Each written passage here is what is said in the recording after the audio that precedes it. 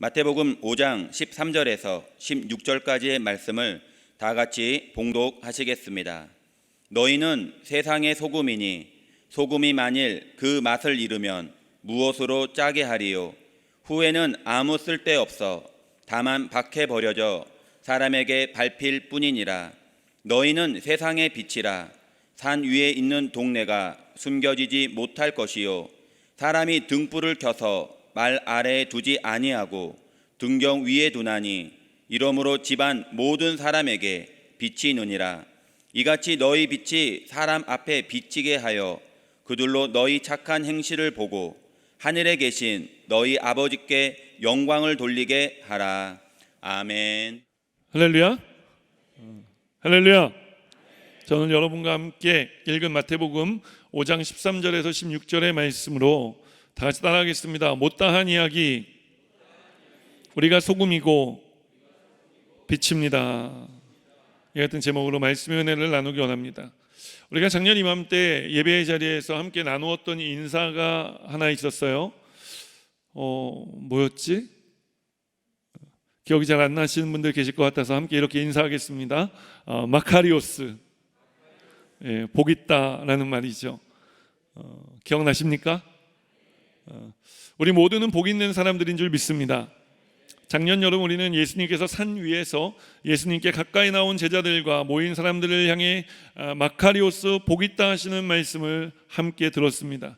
마음이 가난한 자는 복이 있나니, 애통하는 자는 복이 있나니, 온유한 자는 복이 있나니, 의에 줄이고 목마른 자는 복이 있나니, 긍휼히 여기는 자는 복이 있나니, 마음이 청결한 자는 복이 있나니, 화평을 만드는 자는 복이 있나니, 의를 위하여 박해를 받는 자는 복이 있나니. 우리도 작년에 예수님께서 산 위에서 선포하시는 말씀을 들으며 이 팔복의 말씀을 받았습니다. 그리고 1년이 이제 지나가고 있어요. 여러분 어떻게 잘 지내셨습니까? 팔복 누리고 계십니까? 우리는 다 믿음이 좋아서 나와 계신 분들이 아멘을 너무 크게 해요. 근데 어떤 분들 중에는 이런 분들 계실 수도 있을 것 같아요. 에이 목사님, 지난주에 나눈 말씀도 아니고 1년 전에 나눈 말씀을 가지고 저희에게 이렇게 말씀하시면 어떡해요? 그래서 오늘부터 이제 몇 주 시간을 들여서 작년 여름에 못다한 팔복의 이야기를 조금 더 나누어 보려고 합니다. 목사님, 작년에 팔복 끝난 거 아닙니까? 예, 8가지 복에 대한 내용은 끝났어요. 그러나 예수님께서 이 팔복을 말씀하시는 것에서 끝나지 않고 이제 그 팔복을 말씀하신 다음에 우리에게 요청하신 삶의 모습들이 있거든요. 그래서 그 삶의 모습들에 대해서 함께 말씀을 좀 나누어 보려고 하는 것입니다. 팔복이 우리가 그리스도인으로 갖추어야 할 마음의 상태 그리고 삶의 모습이라면 이제 오늘부터 예수님께서 하시는 말씀은 이 말씀을 들은 사람들이 이제 이 산 아래로 내려가 살아가야 할 실제적인 행동, 그리스도인의 삶의 모습이기 때문인 것입니다. 오늘 예수님의 이 말씀은 너희를 향한 말씀입니다. 오늘 예수님께서 말씀하시는 너희는 팔복의 말씀을 받은 사람들이죠. 오늘 예수님께서 말씀하시는 너희는 오늘 저와 여러분들인 줄 믿습니다. 그러므로 오늘 팔복을 받은 사람들에게 하시는 이 예수님의 말씀이 누군가에게, 다른 이들에게 하시는 말씀이 아니라 나에게 하시는 말씀인 줄 알고 믿음으로 이 말씀을 받아 행동으로 옮기는 우리 여의도 순복음 분당교회 모든 성도님들의 삶이 되시기를 주님의 이름으로 축원합니다. 오늘 우리에게 팔복을 선언하신 예수님이 말씀하시는 이 실제적인 행동은 세상에서 소금으로 빛으로 살아가는 것입니다. 그럼 어떻게 해야 우리가 이런 삶을 살아갈 수 있을까요? 따라하겠습니다. 예수님을 믿으십시오. 예수님을 믿을 때 우리가 예수님 하신 말씀대로 살아갈 수 있게 되는 줄 믿습니다. 과연 그런지 오늘 마태복음 5장 13절로 14절 말씀을 함께 읽겠습니다. 너희는 세상의 소금이니 소금이 만일 그 맛을 잃으면 무엇으로 짜게 하리요? 후에는 아무 쓸데없어 다만 밖에 버려져 사람에게 밟힐 뿐이니라. 너희는 세상의 빛이라. 산 위에 있는 동네가 숨겨지지 못할 것이요. 오늘 예수님은 너희는 세상의 소금이 되고 빛이 되라 라고 권면하는 대신 너희는 세상의 소금이고 너희는 세상의 빛이라고 선포하십니다. 오늘 이 말씀을 들을 때 어떤 분들은 이런 생각 드신 분들이 계실 거예요. 난 아닌 것 같은 거죠. 내가 생각할 때 나는 소금이 아닌 것 같습니다. 내가 생각할 때 나는 빛이 아닌 것 같습니다. 맞습니다. 아직 아닐 수도 있습니다. 그러나 예수님이 그렇다고 말씀하시면 우리가 그 말씀을 그대로 믿어야 할 줄 믿습니다. 신앙생활하면서 우리에게 가장 중요한 것이 바로 무엇이기 때문에 하나님을 믿는 것이기 때문에 그런 것입니다. 베드로를 기억하시죠? 그의 원래 이름은 시몬이었습니다. 그가 시몬일 때 베드로는 굉장히 다혈질적인 삶을 살았던 사람입니다. 참지 못하는 성미의 그런 사람이었어요. 그런데 예수님께서 이 시몬을 제자로 부르시며 그의 이름을 바꿔주셨죠. 베드로로 바꿔주신 것입니다. 베드로는 반석이라는 말이에요. 흔들림 없다는 말입니다. 그럼 예수님께서 베드로야 반석아 라고 부르시자마자 베드로가 이제 시몬 시절에 다혈질과 충동적인 행동을 다 버리고 반석과 같은 삶을 살기 시작했나요? 그렇지 않은 것입니다. 그는 예수님께서 베드로야 반석아 흔들림 없는 사람아 라고 불러주시는 동안에도 여전히 다혈질이 없고 참을성 없이 행동한 적이 많이 있었습니다. 그러나 예수님은 그런 베드로를 책망하지 않으시죠. 그런 베드로를 보시며 낙심하거나 절망하시지도 않습니다. 계속해서 베드로야 베드로야 반석아 라고 부르시는 것입니다. 언제까지 그렇게 부르셨을까요? 끝까지 그렇게 불러주신 것입니다. 그로 인해 베드로의 삶은 어떻게 되었습니까? 마침내 베드로는 예수님이 말씀하시는 대로 사람을 낚는 어부의 삶을 살게 되었고 그 반석 위에 하나님 교회가 세워지는 영광스러운 삶을 산 것을 우리는 기억합니다. 무슨 말입니까? 오늘 예수님께서 산 위에 올라와 팔복을 들은 제자들과 모인 무리와 오늘 저와 여러분을 향해 소금이라고 빛이라고 말씀하실 때 내가 아직 소금이 아니어도 아직 빛이 아니어도 괜찮다는 말입니다. 왜냐하면 우리를 소금이라고 빛이라고 부르고 계신 분이 누구시냐가 내가 생각하고 판단하는 것보다 더 중요하기 때문인 것입니다. 사랑하는 여러분, 우리 예수님이 저와 여러분을 소금이라고 빛이라고 반석이라고 불러주고 계시는 줄 믿으시기를 주님의 이름으로 축원합니다. 그럼 어떻게 해야 우리가 이런 삶을 살아갈 수 있을까요? 예수님께서 불러주시는 것은 감사한데 그렇다고 우리가 아무것도 안 하고 있을 수는 없는 것 아닙니까? 그럼 우리는 어떻게 해야 예수님께서 말씀하시는 이런 소금의 삶을 빛의 삶을 살아갈 수 있을까 하는 것이 이제 우리 신앙생활의 고민이 되어져야 하는 것입니다. 베드로가 반석이 되기까지 그가 예수님께 했던 것은 딱 하나밖에 없어요. 무엇이냐? 예수님 곁에 딱 달라붙어 있었던 것입니다. 우리도 예수님 말씀하신 세상의 소금이 되고 빛이 될 때까지 우리를 소금이라고 불러주시고 우리를 빛이라고 불러주시는 예수님과 인생의 길을 동행해야 할 줄 믿습니다. 이런 삶을 살아가는 우리 여의도 순복음 분당교회 모든 성도님들이 되시기를 주님의 이름으로 축원합니다. 많이 어렵고 힘든 시간이 이어지고 있어요. 우리가 믿음으로 예배하며 예수님과 인생의 길을 동행하면 그러나 그 힘든 가운데 우리가 이 일을 해내면 마침내 하나님께서 우리 교회와 성도님들의 삶을 이미 말씀으로 선포하신 것처럼 세상에 소금이 되어 살아가게 빛이 되어 살아가게 인도해 주실 줄 믿습니다. 아니 우리 주님께서 지금도 우리의 인생을 인도하고 계시는 줄 믿습니다. 하나님을 믿어 그분과 인생의 길을 동행하십시오. 그러면 반드시 우리의 인생은 소금이 우리의 인생은 빛의 인생이 되어질 것입니다. 믿으십니까? 말씀 속으로 한 걸음 더 들어가 우리가 조금 더 구체적으로 그렇다면 이제 예수님을 믿어 예수님 우리에게 명령하시고 우리에게 선포하신 삶을 살아야 할 텐데 그 삶은 어떤 삶인지에 대해 함께 말씀의 은혜를 나누기 원하는 것입니다. 따라하겠습니다. 세상의 소금이 되는 삶. 예수님께서 우리를 향해 선포하신 그 삶은 세상의 소금이 되는 삶입니다. 13절 말씀 그런지 함께 읽겠습니다. 너희는 세상의 소금이니 소금이 만일 그 맛을 잃으면 무엇으로 짜게 하리요? 후에는 아무 쓸데없어 다만 밖에 버려져 사람에게 밟힐 뿐이니라. 예수님은 팔복의 말씀을 들은 사람들을 향해서요 너희는 세상의 소금이라고 말씀하십니다. 하고 많은 것 중에 왜 하필 소금에 비유하시는 것일까요? 요즘 우리는 건강 관련 프로그램들에서 소금 섭취를 줄이라는 말을 들을 정도로 소금이 정말 풍성한 때를 살아가고 있어요. 그런데 옛날에는 말이죠 소금이 금보다 더 귀하게 더 가치 있게 여겨지던 시절이 있었습니다. 그만큼 구하기 어려웠고 귀하게 여겨졌다는 말이죠. 우리가 잘 아는 영어로 월급을 뜻하는 salary라고 하는 단어의 어원이 바로 salt, 소금인 것만 봐도 소금이 얼마나 가치 있는 것이었는지를 우리가 어렵지 않게 짐작해 볼 수가 있어요. 예수님 당시에도 소금은 귀하고 중요하고 가치 있는 것이었어요. 그런데 예수님 당시에 소금이 크게 두 가지 용도로 쓰여진 것을 우리가 찾아볼 수가 있습니다. 첫 번째는 음식을 보존하는 용도로 쓰여졌어요. 따라합니다. 음식을 보존하는 용도. 당시 팔레스타인 지역, 이 중동 지역에서 음식을 보존할 수 있는 거의 유일한 방법은 소금에 절여 보관하는 것뿐이었습니다. 음식의 부패를 막고 보존하기 위해서, 살아남기 위해서 소금은 반드시 인생에 필요한 것이었어요. 뿐만 아니라 소금은 이제 몸에 염증 같은 것들이 피부에 생겼을 때 그것을 소독하는 데도 사용되어졌어요. 두 번째로 소금은 또 어떤 용도로 사용되어졌느냐? 따라합니다. 음식의 맛을 내는 용도. 음식의 맛을 내는 용도로도 쓰여진 것입니다. 소금은 음식에 들어간 다른 재료들과 어울려서 이제 맛을 내는 데 사용되죠. 저는 아주 그렇게 짠 음식을 좋아하진 않아요. 가급적이면 소금을 좀 적게 넣고 먹자 주의입니다.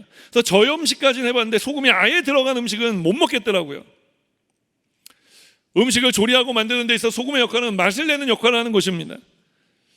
이게 지금 무슨 말인지 모르는 우리 남성 동지분들은 회개하시기 바랍니다. 자, 우리가 지금까지 이 음식에 소금이 왜 필요한지 보존하기 위해서, 또 맛을 내기 위해서 필요하다고 얘기했는데, 이 음식을 세상이라는 단어로 바꾸면 예수님께서 우리를 소금이라고 부르시는 이유, 또 그렇게 부르시며 우리에게 무엇을 원하시는지가 굉장히 분명해질 것 같습니다. 한번 따라해 볼까요? 소금은 세상을 보존하는 용도로 쓰여졌고 세상을 만나게 하는 용도로 쓰여졌습니다. 그래요, 여러분. 예수님이 우리를 소금이라고 부르시는 이유는 세상에 하나님께서 놓으신 이 땅의 기초와 질서를 보존케 하기 위해서 우리를 소금으로 부르신 것이고, 소금이라 부르신 것이고, 또 힘들고 어려운 시절 이제 이 모든 것들을 이겨내고 다시 맛깔나는 인생 살아가게 하기 위해서 여러분 우리를 소금으로 부르신 것입니다.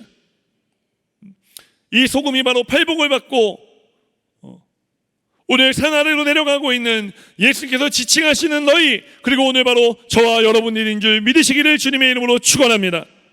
따라합니다. 나는 소금입니다. 여러분, 우리는 세상의 소금인 줄 믿으시기를 주님의 이름으로 축원합니다. 자, 지금까지 소금의 용도 두 가지를 말씀드렸어요. 둘의 용도는 다르지만 공통점이 하나 있죠. 그것이 무엇이죠? 녹아야 한다는 것입니다. 자신을 희생해야 하는 거예요. 우리는 이런 삶을 사셨던 한 분을 알고 있죠. 바로 우리 구주 예수 그리스도이신 것입니다.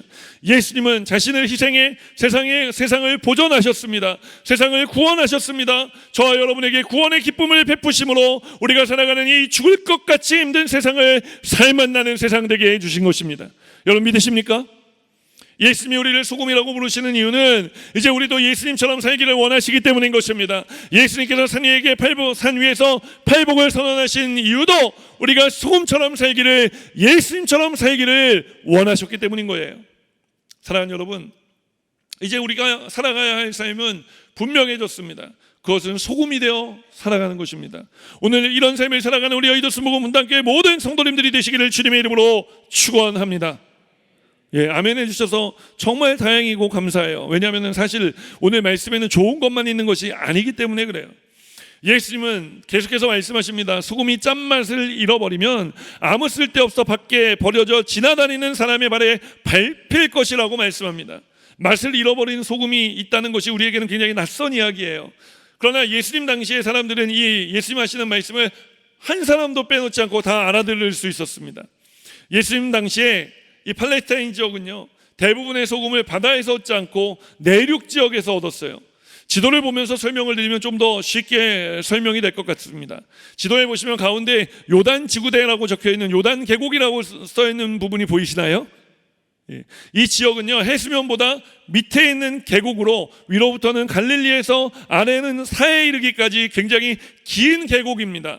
예수님 당시의 사람들이요, 이 계곡에서 소금을 채취했어요. 땅에서 소금을 퍼내는 것입니다.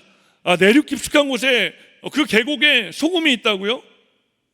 그 이후의 대학자들은 요단 지구대가 해수면 밑에 있기 때문에 빙하기 이전에는 바다였을 것이라고 추측을 해요.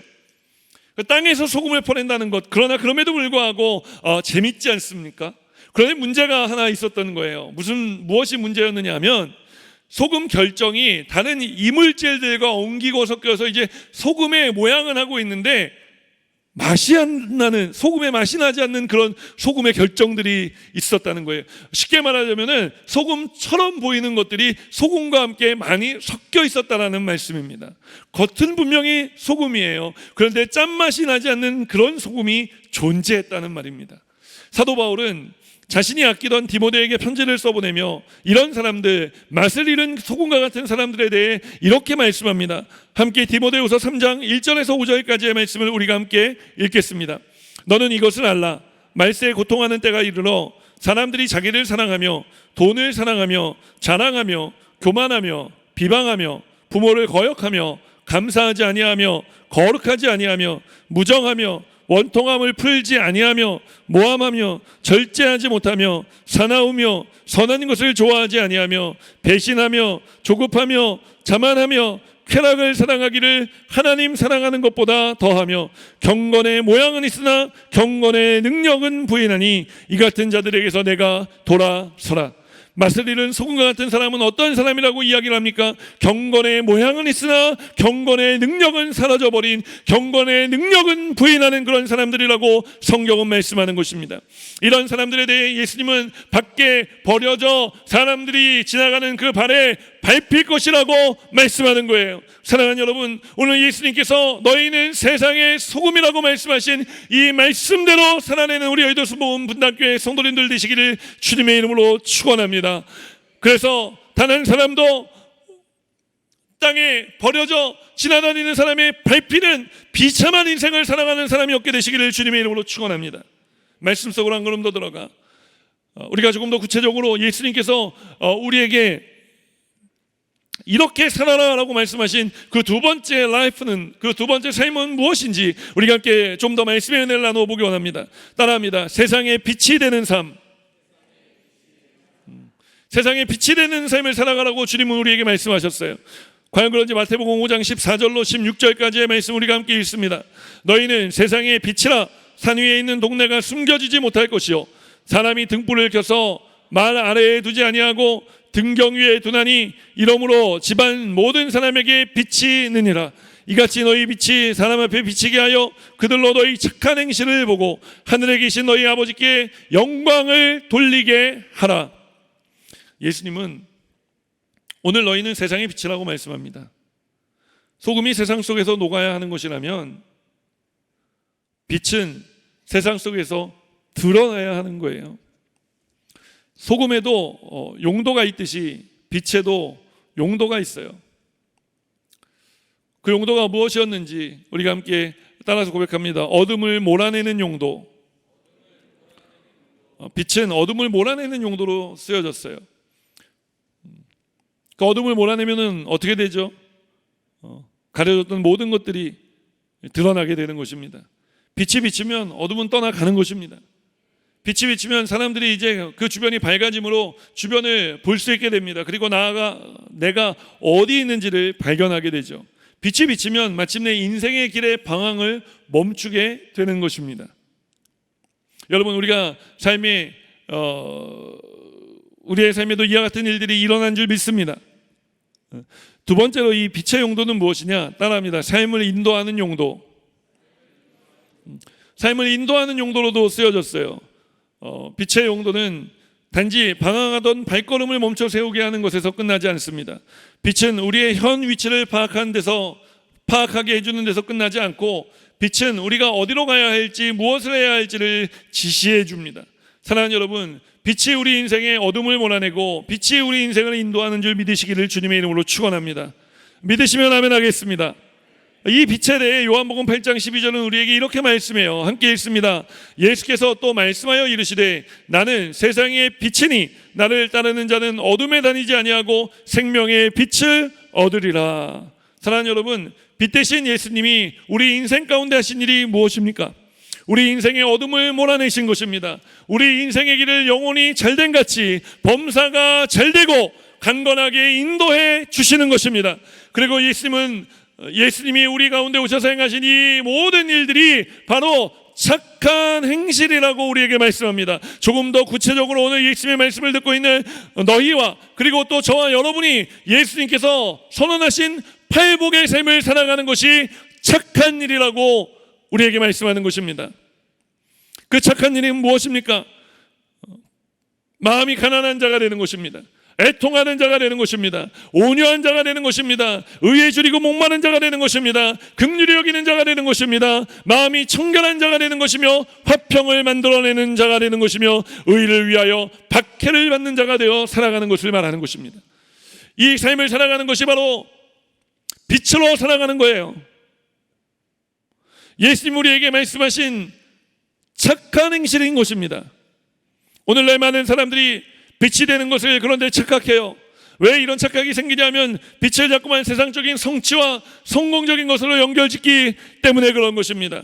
여러분, 분명하게 말씀드리는데 오늘 예수님이 말씀하시는 빛은 세상적인 성취나 성공을 말하는 것이 아닙니다.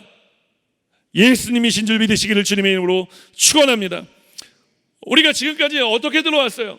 우리가 세상에서 성공해야, 높은 자리에 올라가야, 그래야 소금의 역할을 감당할 수 있다고 그렇게 외쳐오지 않았습니까? 그런데 예수님 말씀하시는 그 빛은 우리가 생각하는 빛이 아니란 말입니다. 예수님이 말씀하시는 빛은요, 예수님처럼 살아가는 거예요. 그래서 메시지 성경에 보면은요,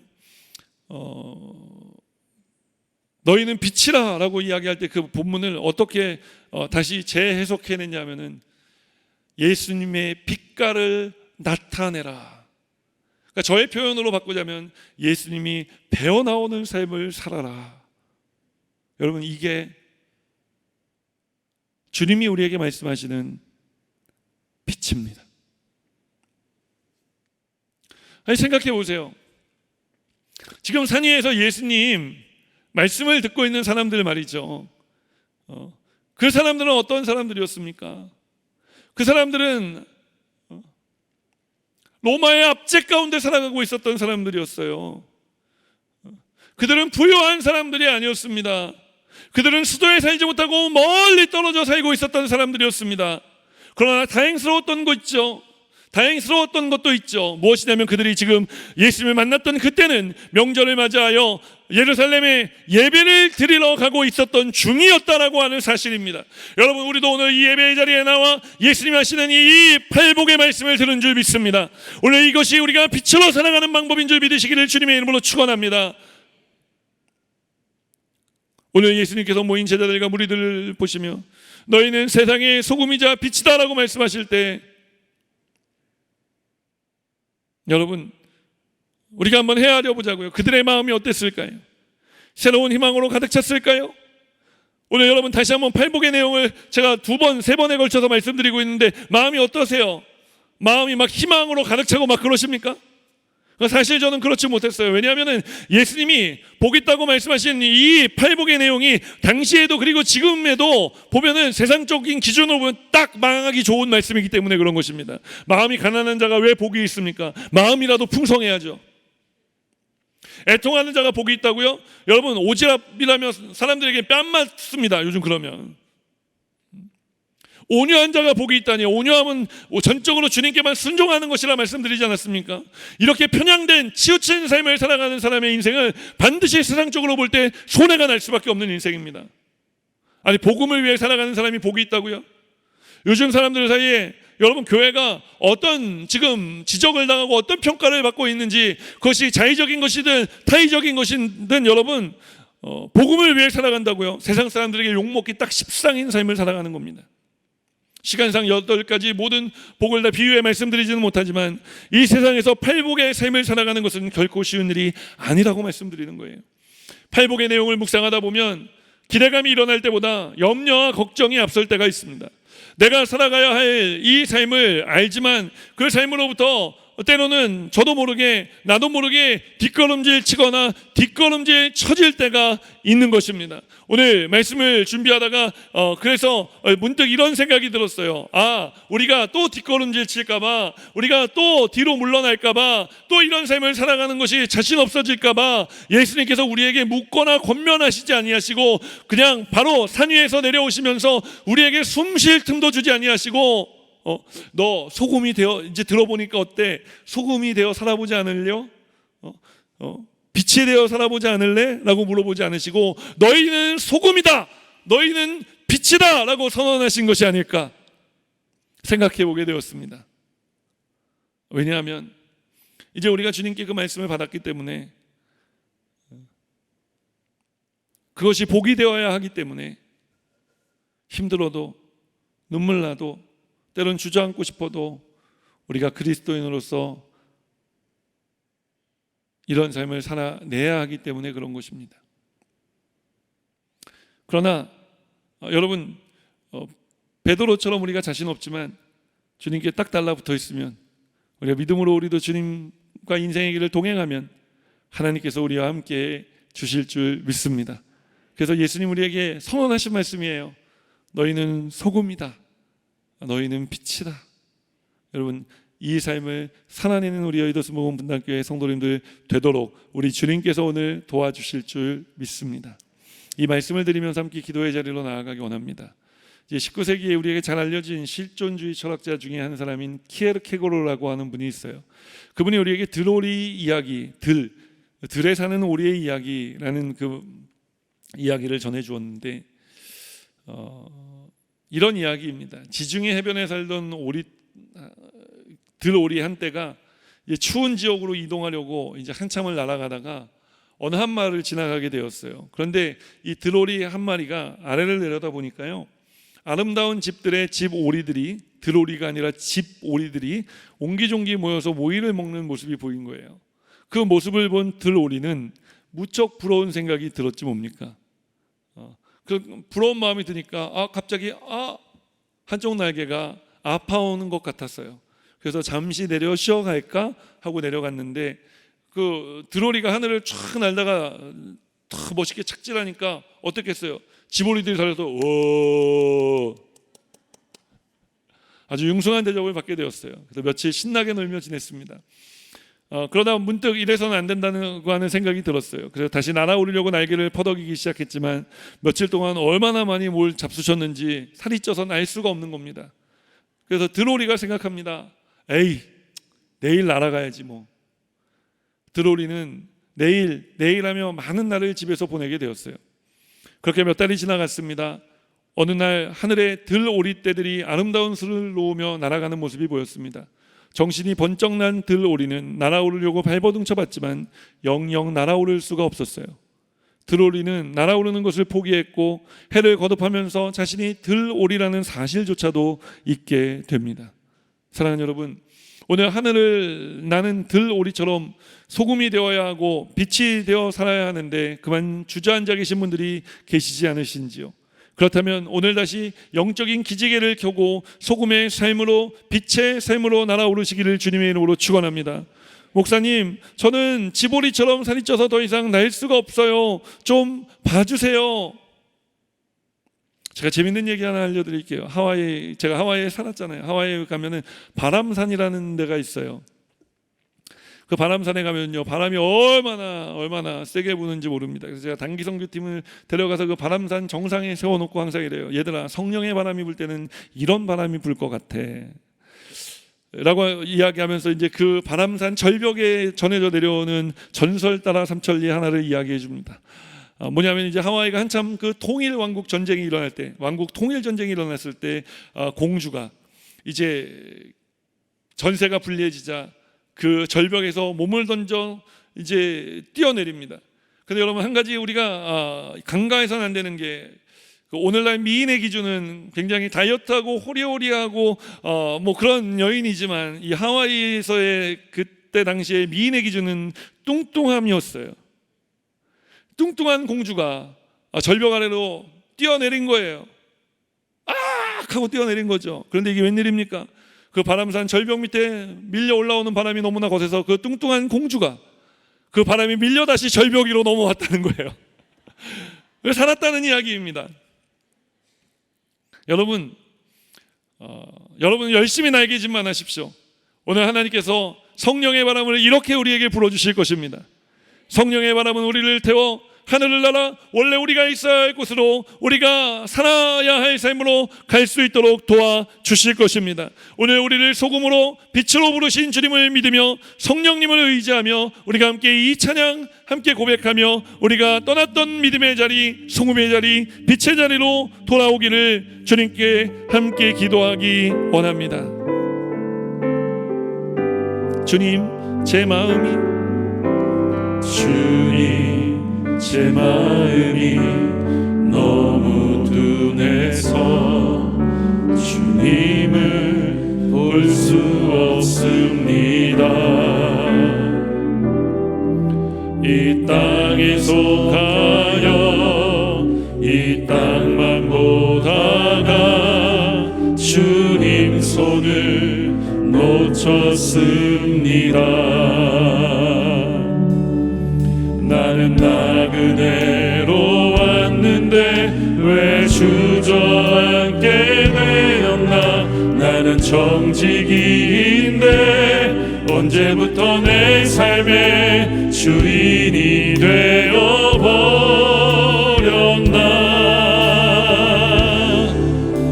믿음이 없이는 기쁘시게 못하나니 고된 수고도 다 헛될 뿐이라.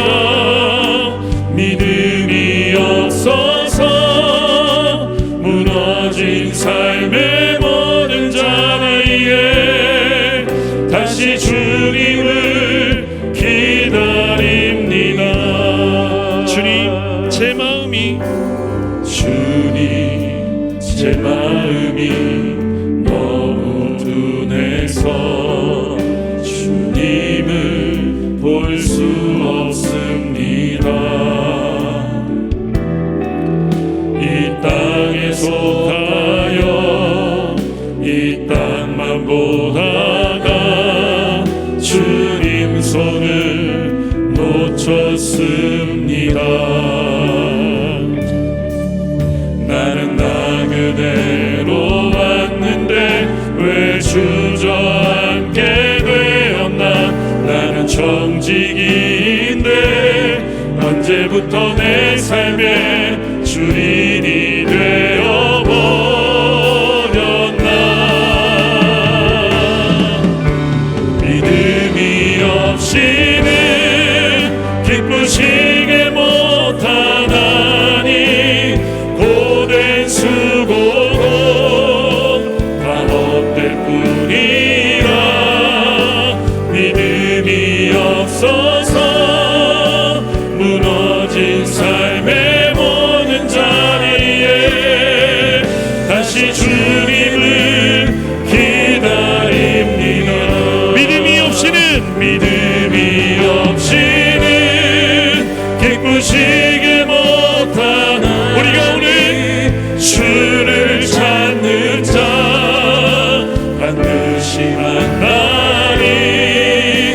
믿음이 없어서 무너진 삶의 모든 자리에 다시 주님을 기다립니다.